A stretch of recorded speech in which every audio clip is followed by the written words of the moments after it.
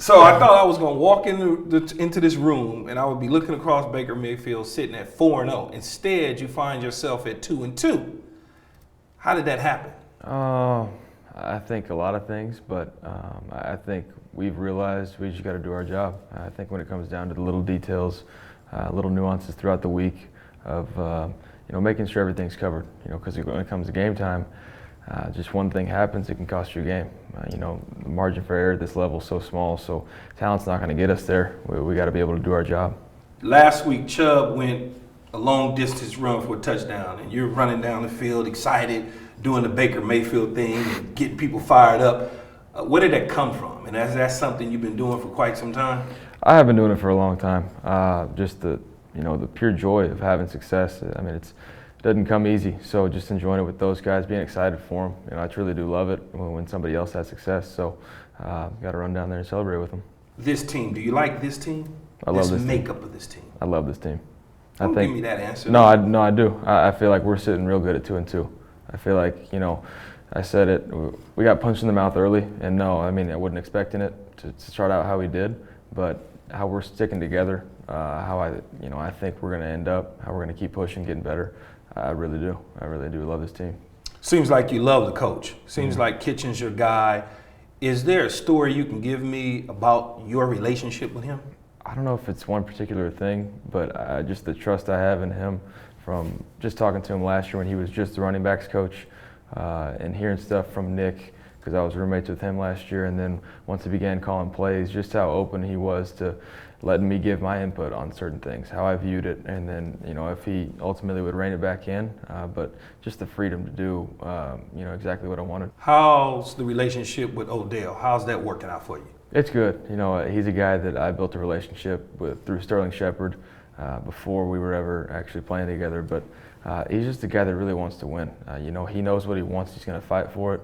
And the guy that we see in those buildings, every day is somebody that we appreciate having as a teammate. Do you need some advice on how to deal with a receiver, though? Because at the end of the day, I can give you that advice if you really want to know.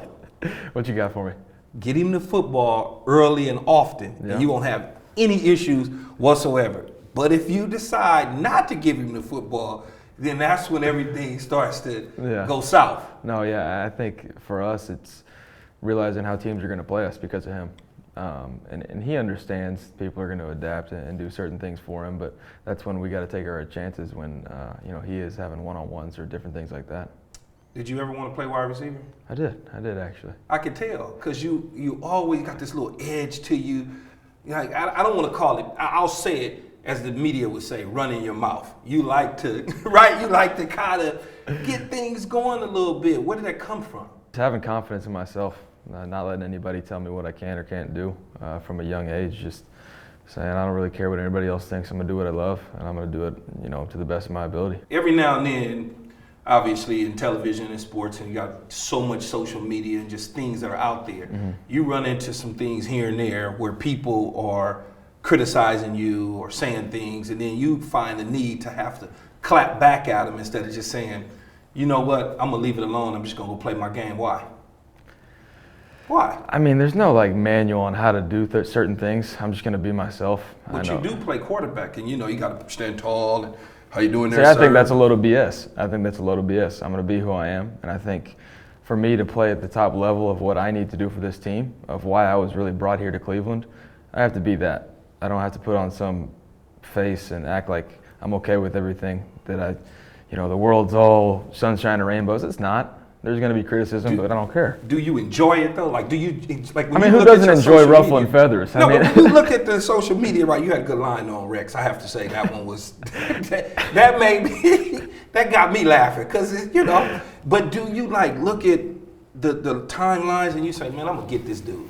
No, I think it's got to be something where there's got to be a little history or somebody says something personal, But at the end of the day, it doesn't matter. What's the one thing though that kind of would have gotten underneath your skin that you felt the need that you had to just? Well, I can't say right now that everybody's gonna do it. No, but then you just said to me, it doesn't matter. But the one thing, it's got to be one thing. Because I'm gonna tell you, for me as the number one overall pick, the one thing that they tried to say was that I couldn't run. Yeah. And I'm like, well, wait a minute, man. You don't become the number 1 overall pick at a skill position if you can't run. They ain't that damn blind. Yeah. So it's got to be one thing. It's got to be one. For me, it's character. I think people can, like social media, it's just today's day and age. They can put a name or description on what they want without ever actually having an interaction. So I think it's character, but then that's when I, have to draw the line of like, does it really matter what they think, or are they really attacking who I am as a person, what I truly value as a human being?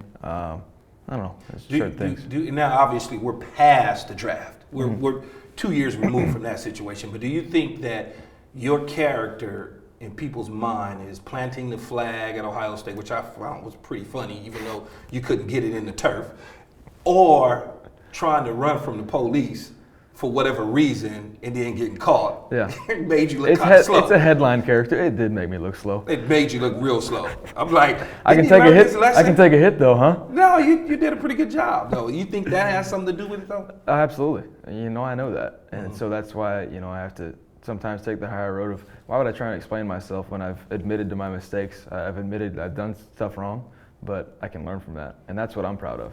So recently in a GQ article, you knew I was going to bring this one up. You're sitting around and you're having a conversation, and the Giants select Daniel Jones at 6, and you say, "Whoa!" I'm paraphrasing this. It's like, "Wait a minute, man! They just took this dude." Give me the context of the conversation. So it started out, we were talking about recruiting and stuff, because he was diving into a whole life story. Mm-hmm. And so for me, the recruiting process was just a living hell of if you can win, you can win. And then, and then it transpired into getting on to the next levels. And then Daniel Jones things happened. And I was surprised. I mean, I think a lot of people at the time were. It's just the fact that when I said it, and then when it came out, it's like, well, everybody was saying it then. It's just mine got clipped and put up there. 4 months later. Yeah, first thing I said, man, this dude, is he stupid? That's the first thing I said, because I know you a little bit. And I said, man, this dude, is he stupid? Just leave the dude alone. But obviously, it blew up to a whole nother level, and it ran on everybody's sports channels forever. And, to be expected. And at the end of the day. So tell me a little bit about Kyler Murray. You played with him, and he was on your team at Oklahoma. Mm-hmm. Have you had a chance to see him at all play this year? I know they won this week. They got their first victory this week. Have you had a chance to see him play at all? Got to see some clips. They played the Ravens early on, so we got to see how they attacked the defense, and just trying to keep up with them a little bit. I tried to watch as much as I can. It's a different ball game, and he knows that. At Oklahoma, how did you guys push each other? I think just knowing exactly who I had behind me, and if I wasn't at the top of my game, I didn't have that job secure. It didn't matter how much time I had played there. Just always having somebody to push you and drive you is always great. And obviously, he is who he is. What's your biggest takeaway from the start of this season? Most important game is always the next one.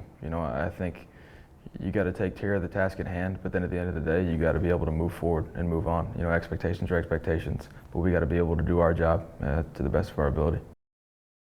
Thanks for watching ESPN on YouTube. For more sports highlights and analysis, be sure to download the ESPN app. And for live streaming sports and premium content, subscribe to ESPN+.